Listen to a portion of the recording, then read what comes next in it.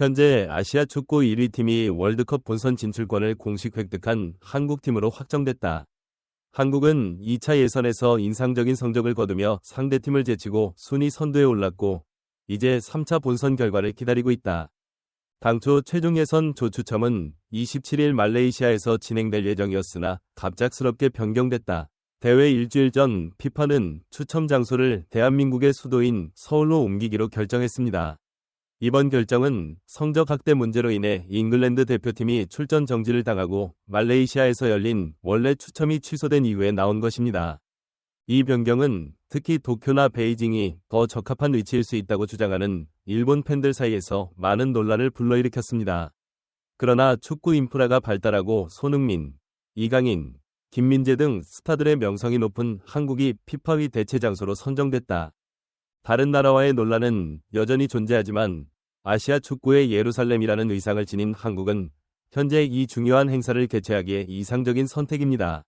이는 한국이 아시아 최고의 축구 중심지 중 하나라는 사실을 확인할 수 있는 기회일 뿐만 아니라 대륙이 월드컵 본선 진출을 위한 발전과 준비를 보여줄 수 있는 기회이기도 합니다. 스포츠 부문에서는 지난 6월 한국이 싱가포르, 중국 등 상대팀을 완전히 제치고 1위를 확정지으며 예선에서 인상적인 성적을 거뒀다. 톱시드인 한국은 최종 라운드에서 큰 활약을 펼칠 것으로 예상된다. 서울에서 조추첨을 하는 것은 장소 변경일 뿐만 아니라 행사 환경과 선수단의 두각 모두에서 아시아 축구의 성장을 보여주는 분명한 신호이기도 합니다. 한국은 유리한 지리적 위치뿐만 아니라 인프라 및 인적 자원 개발에 대한 열정과 강력한 투자로 인해 아시아 축구의 이상적인 위치가 되고 있습니다. 따라서 이번 조추첨 행사는 단순히 결승전을 위한 준비 단계가 아니라 아시아 및 세계 축구 팬들의 마음속에 한국의 의상을 확고히 하는 기회이기도 하다. 일본 언론의 불안감이 커지고 있다. 이사시뉴스는 27일 대표팀 관계자들이 원정 경기를 준비하기 위해 쿠알라룸푸르에서 서울로 비행기를 타고 계획을 변경해야 했다고 주장하는 최신 기사를 게재했다. 조별리그 대진표는 도쿄에서 열릴 예정이지만 피파는 한국에 특별한 관심을 보였다. 조별 예선을 개최할 계획은 아직 없는 것으로 보이며 매니저들은 다가오는 조별 예선이 한국의 축제가 되는 것은 마음에 들지 않지만 꼭 해야 할 일이라며 빛나는 스타가 부족한 점을 안타까워했다. 최종 예선에서 승리해 월드컵에서 우리의 실력을 입증해달라 고 말했다. 이 기사는 또한 아시아 축구의 중심인 한국과 국제적 인지도의 중요성 사이의 불일치와 일본이 약한 위치에 있다는 점을 강조합니다. 그들은 일본 축구가 현 위치를 유지하려면 개선이 필요하다고 지적하며 수준 높은 선수의 부족을 부각시켰다. 소셜 네트워크 야후재팬에서 일본 축구 팬들은 열등감을 함께 이겨내며 앞으로의 여정이 아직 멀었다는 사실을 깨달았다.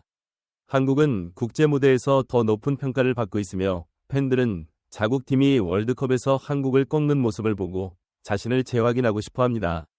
여론을 자극한 또 하나의 충격적인 반응은 현재 부진한 이방코비치 감독을 중국 대표팀 감독으로 교체해 박항서 감독을 다시 뭉치겠다는 계획이다.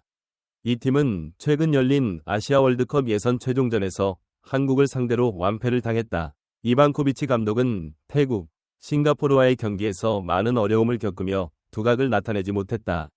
팬들의 문화 부족도 드러났다. 스타 손흥민이 최근 다리를 부러뜨리겠다고 위협하는 등 충격적인 발언과 행동으로 전 세계 팬들의 비난을 받고 있다. 이 말은 손흥민이 상대 선수에게서 직접 들은 얘기라고 한다. 이는 축구계에서 그의 이미지에 부정적인 영향을 미쳤으며 축구계의 문화적, 윤리적 문제를 부각시키고 있습니다. 중국 골키퍼 왕다라이가 최근 경기 후 손흥민과 포옹하며 대화를 나누는 모습이 포착됐다. 경기가 끝나자마자 개인 SNS 계정에 손흥민이 접근했다. 그는 한국팀의 승리에 대해 중국 팬들에게 진심으로 사과하고 중국 축구의 정신에 감사를 표했다. 이 행동은 손흥민을 매우 감정적으로 만들었다.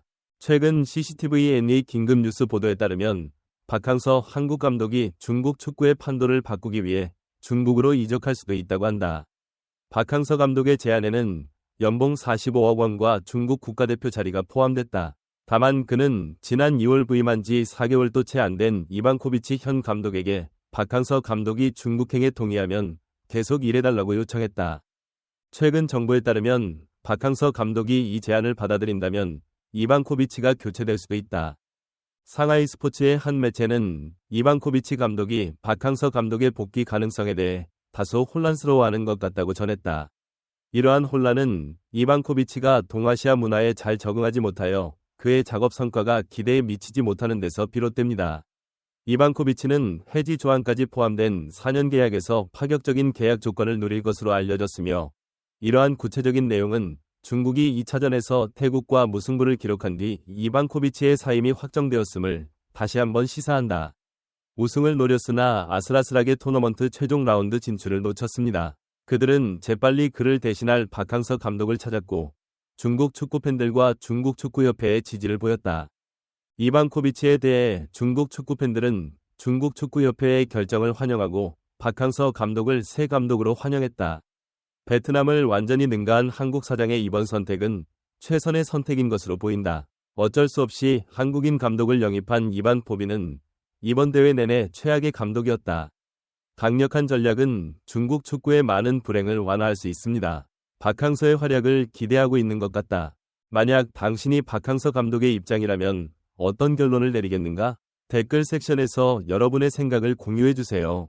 시청해주셔서 감사합니다. 좋아요와 구독, 벨을 눌러 새 영상이 올라올 때 알림을 받는 것도 잊지 마세요.